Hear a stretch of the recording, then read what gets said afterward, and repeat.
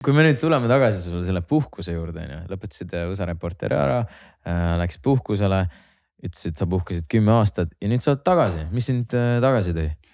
No ma ütlen, et annad kuradile sõrme, võtab kurat terve käe, eks ole, et esimene oli Märt Ringmaa, siis oli Jüri Pihel, kes ütles, et kuule, nüüd on asi nii, et lenda paki asjad kokku, mine Tšernobõli. Ja jumal, kas ma siis jätan selle seikluse seiklemata? Ma arvan, et ma ei ole veel nii haige ja seniilne, et ma nii loilakaid otsuseid langetaks ja mingit juttu ei olnud autosse ja sinna. Ja sealt ta kuidagi juba läks, sellepärast, et järgmise asjana istusime Piheliga maha, siis ta küsis, et mingid mõtteid on või. Ja mind oli vaevanud pikka aega juba Mattias Rust. Ja pakkusin selle välja, aga tele on eestikeelne, internetti vaatavad nooremad inimesed, televaataja on vanem.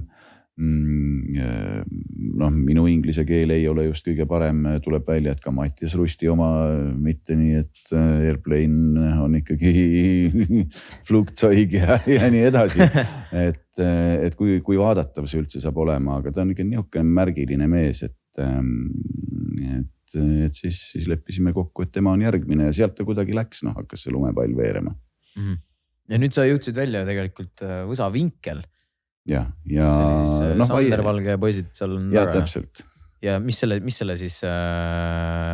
nüüd kõige suurem erinevus on siis varasemate asjade poole pealt? Ma ei viitsi ju, võtta, on ju siin TV3-s mingisugune Tallinna Ülikooli õppejõud käib, eks ole, oksendavaid parme küsitlemas.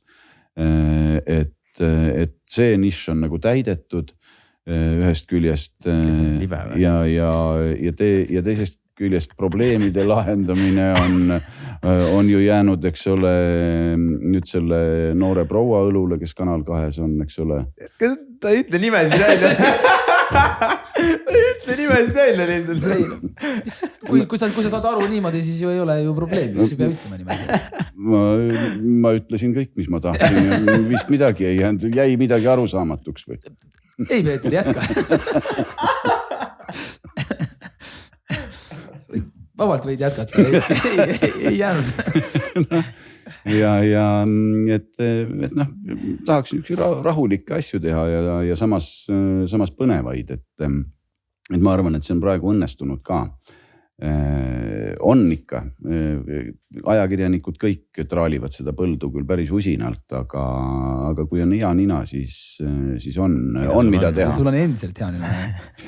Tuleb välja, et on jah, reitingud praegu näitavad, et ei saa kurta. Sa ütlesid alguses, et suvel, et suvi on ka juba nagu teles broneeritud, kas see siis on see Võsavinkliga või on see millegi muuga? Ma arvan, et ei ole mõtet töötavat mootorit hakata lahti kiskuma ja putitama, eks ole, et mingit uut formaati tegema või tuleb lihtsalt natukene läbi mõelda ja rääkisin nende noorte kuttidega ka nemad nõus, nii et miks mitte.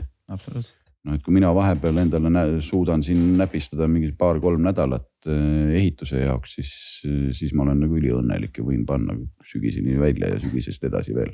Aga mitte lõpmatuseni, ma päris talvikuks ei taha jääda, aga ma olen öelnud ka, et laske nüüd vanamehel natukene mürada ja küll ma õigel ajal oskan jalust ära kaduda, et ärge muretsege, ma igaveseks ei jää. No siin oli isegi käis ju ühes kohas läbi, vist oli samuses Sandri siis laivis, kus sa ütlesid, et saate alguses ütlesid, et teie ütlesite, et oodake saate lõpuni, meil tuleb väike mingi selline üllatusuudis on ju, kõik seda, siis ma olen okei, davai, no ootame siis Kering kuulan. Ja siis tuleb järsku selline jutt välja, et Peeter Võsa tahab YouTube'i kolida. Absoluutselt.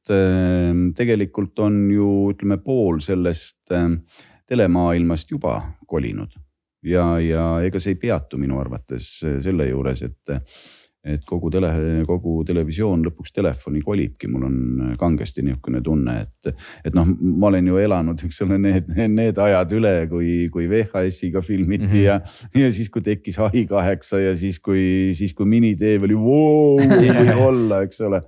Ja kõik see asi on muutunud ja järjest kiiremas tempos, et et küllap see juhtub, et telekas telefoni kolib või kuskile magamistoa tapeedi peale. Aga mis see siis tähendab, kas sa hakkad siis neid oma saateid siis näiteks Võsavinkel lihtsalt laed YouTube'i üles või sa hakkadki tegema sisu, mis on spetsiaalselt YouTube'i jaoks mõeldud, eks lihtsalt mingisuguseid saateid? Oli sisu mõte jah, et kui on lugusid, mida rääkida, siis võib-olla tasub rääkida.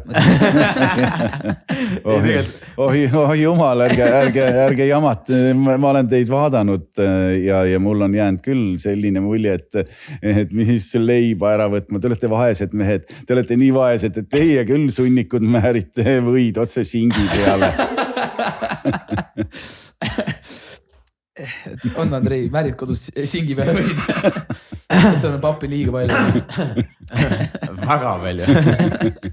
Ei, aga selles mõttes minu meelest on äge, vaata kui just inimesed tulevad nagu siia platvormile eriti, vaata. Sest see on nagu, ma arvan kõikide jaoks ja eriti Eesti maastikul, kui tuleb mingi, ükskõik kes on, kes hakkab mingi head sisu tegema, laeb üles, inimesed vaatavad seda, meiegi saame sellest benefitida, teised saavad sellest kasu, sest kõik see lõpuks ikkagi see, ma ei tea, Eesti algoritm viib ikkagi need videod kokku ja lõpuks sa oledki nagu kõiki vaata. Nii et Peeter, palun, me ootame sind YouTube'is, me hakkame sind ära kasutama.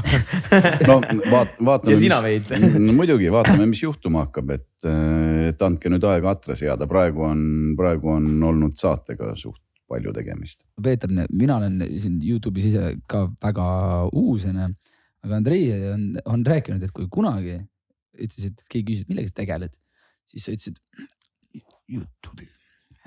Natuke teen YouTube'i. Aga nüüd tänasel päeval võid öelda, et küsitakse, millega tegeled. Ei no, YouTube'i teen. Siis on, äge. Jah. Et see on ajaga nagu muutunud ikkagi. Ongi, et eks kõik ole alguses võõrastav ja põlastusväärne, et ja ajas see muutub, et olid ju ajad, kui läksid liiga ülbe inimese juurde, palju mölised teen sust FIE praegu. FIE ei tahaks küll olla. No võt. Andrei, kas me näitame inimestele ka siis mõnda episoodi Politsei kroonikast või kuidas meil? Ma mõtlen, et äkki siis meil on siin päris palju jutustatud 1,5 tundi, et äkki siis teha siis eraldi episood just selle ühe Politsei kroonikaga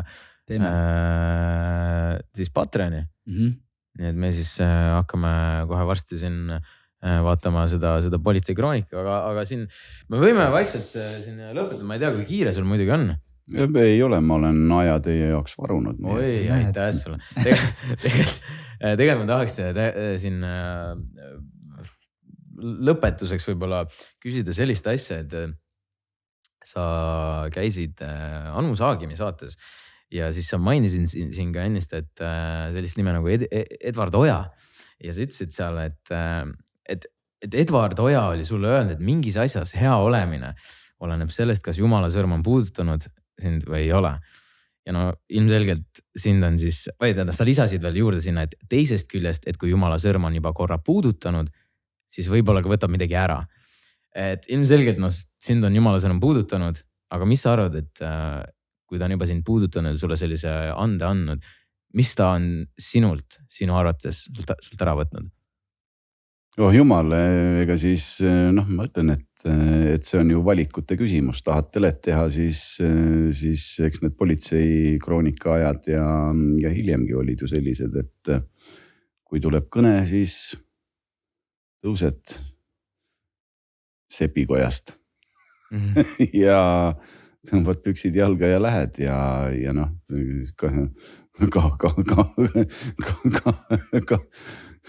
kaua see sepikoda siis kestab niimoodi, eks ole, et ikka võidud tulevad alati kaotuste hinnaga, ei ole nii, et tulevad võidud ja kaotusi ei ole. Kui oled saanud võidu, siis alati mõtle, milliste kaotuste hinnaga, aga ära muretse, Andrei, sind on ka Jumala sõrm puudutanud.